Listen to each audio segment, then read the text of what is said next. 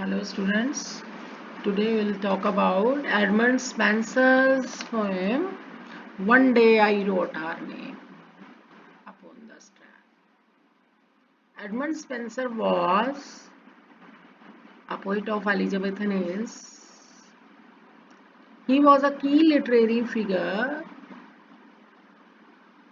of the English Renaissance along with Shakespeare, Philip Sidney, Christopher Marlowe, Ben Jonson, John Donne, John Milton, Charles Lamb. They called him poet's poet.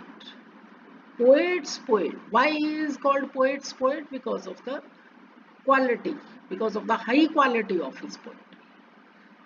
What does it mean? कि he is considered as the poet's poet. कि जो poet है उनको inspiration मिलती है कि कैसे अच्छी पोइट्री लिखनी है. किससे मिलती है? Edmund Spenser. So he is well known for his allegorical poem The Fairy Queen, written in honor of Queen Elizabeth. And this poem also glorifies England and its language. Spenser has also written two romantic sonnet cycles, Amorety and Epithalamion. So this sonnet, One Day I Wrote Her Name Upon the Strand, was published in 1595. है ना? A love sonnet by Spenser. It is numbered 75 in a volume called Amorety and Epithalamion, with a sonnet cycle containing 99 sonnets. So this sonnet is about the poet's beloved whom he wants to immortalize through his verse. तो ये sonnet किसके बारे में है? Beloved के बारे में है, जिसमें जो लवर है, लवर पोइट है ना, तो जिसमें जो लवर है वो अपनी बिलवेड को इमोर्टलाइज करना चाह रहा है. इमोर्टलाइज मतलब अमर करना चाह रहा है, उसकी प्रेज में एक खूबसूरत सी पोएम लिख के. So this is a sonnet. Sonnet is what? A poem of 14 lines. So this sonnet opens with perfectly a romantic setting. The lover and the beloved are sitting on the beach. The poet lover is in an exalted mood, is trying to write his lady's name on the sandy beach, but the sea waves wipe it out. He makes a second unsuccessful attempt. Watching him doing this, the beloved intervenes by calling him vain man. क्या scene है कि lover और beloved जो है वो सी बीच पे बैठे हैं, समुद्र के किनारे बैठे हैं, तो लहरें, मिट्टी जो है गिली सी है, पोएट उस गिली रेत के ऊपर अपनी बिलवेड का नाम लिख रहा है. तो वो जब वो नाम लिखता है तो इतने में लहरें आती हैं और वो मिट्टी बहा के ले जाती हैं, जिससे कि उसकी बिलवेड का नाम भी मिट जाता है. वो फिर से अपनी बिलवेड का नाम लिखता है, फिर लहरें आ रही हैं और उसकी बिलवेड का नाम वहां से मिट जाता है.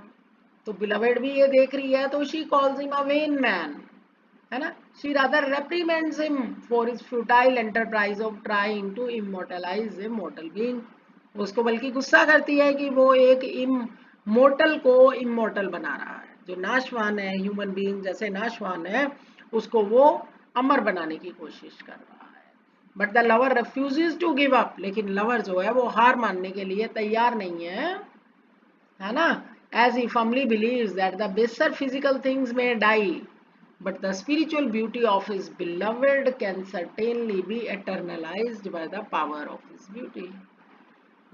लवर हार मानने को तैयार नहीं है. वो कहता है कि इस दुनिया में जो घटिया है चीजें, फिजिकल चीजें जो हैं, भौतिक जो खूबसूरती है, ये भौतिक चीजें जो है वो नष्ट हो जाती हैं, लेकिन जो स्पिरिचुअल ब्यूटी है उसकी बिलवेड की, वो अपनी पोइट्री की पावर से इमोर्टल करके ही रहेगा. So the poet concludes with his firm conviction that his love will survive beyond the boundaries of death and time. तो लवर कंक्लूड कर रहा है इस विश्वास के साथ कि भी उसका जो प्यार है अपनी बिलवेड के लिए, वो डेथ और टाइम की सारी बाउंड्रीज को क्रॉस कर जाएगा. This sonnet is remarkable for its vivid imagery. Imagery क्या होता है? Word pictures. I will tell you when we go through the text. So let's see. One day I wrote her name upon the strand. Strand मतलब bank. Bank समझ गए ना? किनारा. समुद्र के किनारे रेत, गीली रेत के ऊपर एक दिन उसने अपनी बिलवेड का नाम लिखा. But came the waves and washed it away. लेकिन लहरें आई और उसे बहा के ले गई, है ना? Again I wrote it with a second hand. Second hand मतलब कि मैंने फिर दोबारा लिखा. But came the tide and made my pains spray. लेकिन फिर लहरें आई उछल के और मेरी मेहनत को उन्होंने अपना शिकार बना लिया. When man sad she. उसने कहा कि तुम वेन हो.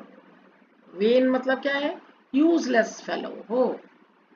दैट डॉस्ट इन वेन ऐसे. ऐसे मतलब कोशिश करना, कि तुम बेकार में ही कोशिश कर रहे हो. Immortal thing so to immortalize. कि तुम एक इमोर्टल चीज को इमोर्टल बना रहे हो, है ना? कि तुम एक मोर्टल को इमोर्टल बनाने की कोशिश कर रहे हो. एक नाशवान चीज को अमर बनाने की कोशिश कर रहे हो. For I myself shall like to this. ठीक है, क्योंकि मैं भी एक दिन इसी तरह से डिकेड हो जाऊंगी. डिकेड मतलब खत्म हो जाऊंगी. And eke my name be wiped out likewise. और इसी तरह से मेरा नाम भी मिट जाएगा. Not so. नहीं, ऐसा नहीं होगा. Quod I. मैंने कहा. मैंने कौन? लवर ने कहा. Let baser things devise to die in dust. कि जो बेसर चीजें होती हैं ना, बेसर चीजें क्या कौन सी होती हैं? बेसर चीजें जो फिजिकल चीज है ना. बेसर चीजें जो हैं वो एंड हो जाती हैं, वो डिकेड हो जाती हैं. टू डाई इन डस्ट, वो डस्ट में चली जाती हैं. But you shall live by fame. लेकिन तुम रहोगी. तुम कैसे लिव करोगी? फेम से, कि तुमको फेमस कर दूंगा मैं. By writing beautiful poem, by immortalizing you, by talking about your spiritual beauty. तुम्हारी उस आध्यात्मिक, तुम्हारी उस मन की खूबसूरती के बारे में अपने सोनेट में बता के मैं तुम्हें अमर कर दूंगा. My verse, your virtues rare shall eternize. Verse मतलब पोएम. कि मेरी पोएम जो है वो तुम्हारे वर्च्यूज को, जो तुम्हारे वर्च्यूज रेयर हैं, उनको एटर्नल कर देगी. And in the heavens write your glorious name. और हेवन में तुम्हारा वो ग्लोरियस नाम लिखा जाएगा. And when as death shall all the world subdue our love shall. जब डेथ से ये पूरी दुनिया खत्म हो जाएगी, पर हमारा प्यार जो है वो जिंदा रहेगा. Later life renew. और बाद वाली लाइफ को भी वो रिन्यू करेगा, है ना? वो एक नयापन देगा. Let's see the poem again about it's poetic beauty. देखो, वेव्स एंड वॉस्ट. एक लाइन में दो बार आ गया ना ड उआ. उआ साउंड. वेव्स वॉस्ट. देन पेन्स प्रे.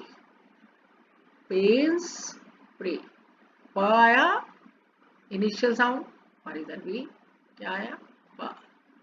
प प, है ना? जब सेम साउंड्स रिपीट होती है एक ही लाइन के अंदर, तो हम उसको क्या कहते हैं? एलिट्रेशन. एलिट्रेशन का मतलब क्या होता है? टेक्निकली इसको हम एलिट्रेशन कहते हैं. और इससे क्या है कि पोएम की एक टेक्निकल ब्यूटी जो है वो बढ़ती है. पोएम की जो म्यूजिकल क्वालिटी है वो इम्प्रूव, अच्छी लगती है. आगे देखो.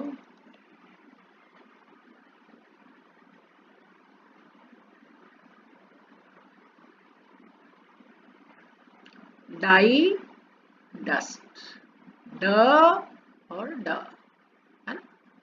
इसी तरह से देखो वर्स वर्चूज, व आ गया ना। फिर इसके बाद लिव, लव, लिव, आगे लेटर और लाइफ, है ना। देखो ल ल ल ल 4 बार आ गया ना, तो दिस इज कॉल्ड एलिट्रेशन। तो 2 से ज्यादा बार जितनी बार भी आता है तो उसको अपन कहते हैं एलिट्रेशन। तो एलिट्रेशन से क्या होता है कि पोएम जो है वो और ज्यादा अच्छे से म्यूजिकल लगता है। फिर राइम स्कीम देखो बेटा, ये स्ट्रैंड, हैंड, ड, एंड, हैंड, इसके आगे हम क्या डालेंगे, ए, दोनों के आगे। फिर क्या आया, अवे, प्रे, अलग साउंड आ गई ना, तो हम इसके आगे क्या डालेंगे, ब, बी, तो क्या बन गया, ए बी, ए बी। इसी तरह से नेक्स्ट एसे, डिके, है ना, ये वही वाली आ गई, क्या आ गई है, बी बी, इमोर्टलाइज, लाइकवाइज, ये अलग साउंड आ गई। इसको क्या कहेंगे, हम नया नाम रखेंगे, सी सी, है ना, ए बी, बी सी, और फिर आगे डिवाइस और लाइकवाइज की सेम है, तो हम क्या रखेंगे, इसका नाम भी वही चलेगा, सी, लास्ट में फे, इसको डी, फिर एटर्नलाइज, डिवाइस, सेम साउंड है ना। तो राइम स्कीम इस तरह से क्या बन गई, A D, C D, E F, G G, ठीक है। So it was a very simple sonnet reflecting a poet's love for his beloved, and the central idea of the poem is that the poet wants to immortalize his beloved by writing beautiful poem in his sonnet, and beautiful beautiful sonnet in her praise. So the point is what, कि physical beauty can die, but the poet is to talk about the spiritual beauty of his beloved. So the poet will celebrate the spiritual beauty of his beloved, and that will make his beloved immortal. So I hope you must have understood this poem, है ना? So it was a very beautiful poem, and it was written in his sonnet cycle, which contained 99 sonnets, Amoreti and Epithalamion. The poem is not at all difficult, and it must be clear to you. So simple a poem, but it has such a nice effect. Thank you.